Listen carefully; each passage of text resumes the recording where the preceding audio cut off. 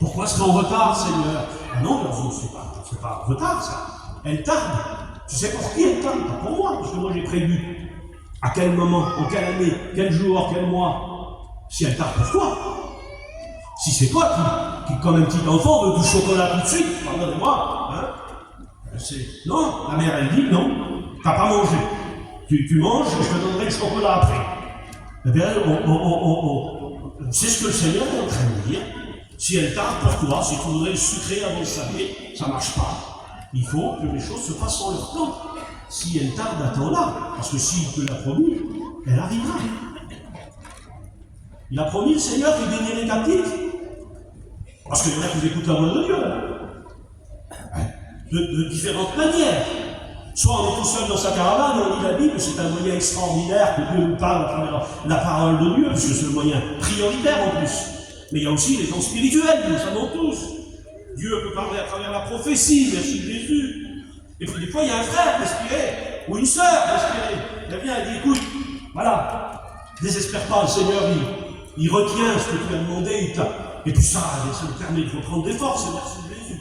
Donc si Dieu t'a promis, tu peux t'attendre à l'exaucement. Mais pas au moment où toi tu veux, au moment où lui, il prouvera.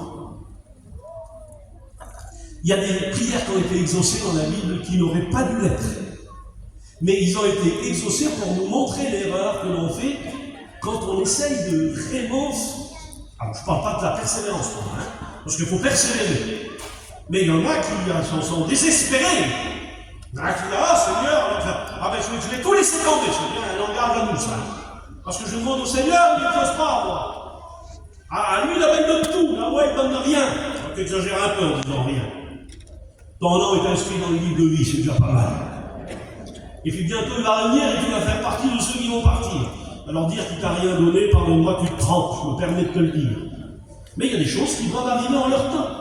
Et j'ai regardé là, donc, et j'ai vu, donc, si avec son cadre, eh bien, attends-là, et j'ai mis la conclusion, si le Seigneur t'a promis quelque chose, eh bien, désespère pas, il le fera au moment où lui décidera que c'est le meilleur moment. Ça s'appelle le temps favorable, je ne reviens plus là-dessus.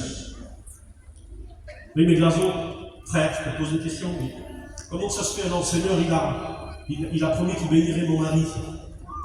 Et je ne vois pas de résultat, au contraire, ça s'empire. Ça peut être vrai pour ton fils, pour ta fille, pour ta famille, ou pour, quel que soit je vois que ça s'empire, frère. Ah, ça peut arriver. Mais il peut y avoir une raison à ça. Regardez, t'es pas mis en cause. C'est pas toi le problème. Parce qu'il y a quelqu'un qui peut arriver à cette conclusion. C'est non, c'est peut-être parce que je ne me dépouille pas assez. Bien sûr qu'il faut continuer à se dépouiller. Mais jamais vous arriverez à une sainteté parfaite. Je pense que vous le savez. Hein. Alors là, je vous regarde et puis, dès que je dis quelque chose qui est en ordre d'idée, je perds le fil. Il faut que je reste dessus. Vu que je ne dise rien d'autre. Donc je demande mon frère et puis je vois que ça s'empire. Eh bien, c'est marqué comme ça pour Moïse. Alors que Moïse avait obéi quand même. Pardonnez-moi, Moïse avait une difficulté de langage. Mais ce n'était pas facile pour lui. Et puis à un moment donné, il obéit, et il arrive à sortir tout le peuple. Quelle responsabilité, Seigneur! Quelle responsabilité, tout le peuple! Un peuple énorme! Alors qu'il a tout fait bien, Moïse. Pratiquement tout bien. La Bible dit que Dieu lui fait faire un détour, ça s'empire. Il fait faire un détour par le chemin du désert. Ah Seigneur, quand même, peut-être pas gentil, pardonne-moi Jésus.